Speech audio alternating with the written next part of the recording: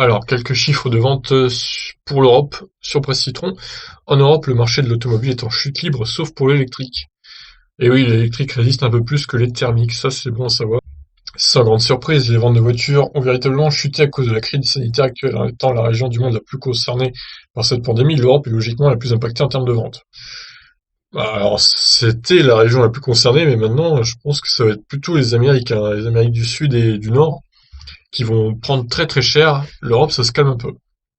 Pourtant, en regardant de plus près, on se rend compte que l'ensemble du marché n'est pas impacté de la même manière. En effet, les véhicules électriques et hybrides rechargeables ont même augmenté leur part de marché dans l'UE, passant de 7% en avril 2019 à 17% en avril 2020.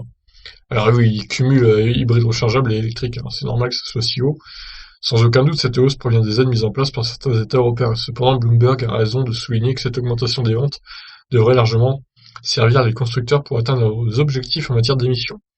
Jato Dynamics a récemment publié un rapport dans lequel on peut lire que le marché automobile européen a connu ses plus faibles ventes depuis 38 ans, tandis que le nombre d'immatriculations a chuté de 52% par rapport à la même époque l'année dernière. Dans ce chaos historique, seules les voitures hybrides connaissent une augmentation de leurs ventes de 7%. À titre de comparaison, les ventes de voitures électriques ont diminué de 29%, tandis que les ventes de voitures à essence et diesel se sont effondrées de 78%. Ah oui, c'est quand même énorme, hein.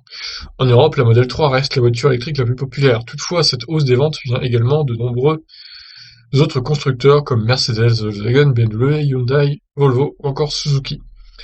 Voici ce qu'il en est pour le marché européen, américain, selon Jato Dynamics. La croissance du marché américain des véhicules a ralenti l'année dernière, après de nombreuses années de forte croissance.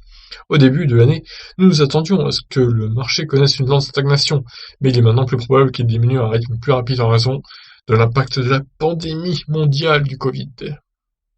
Donc voilà.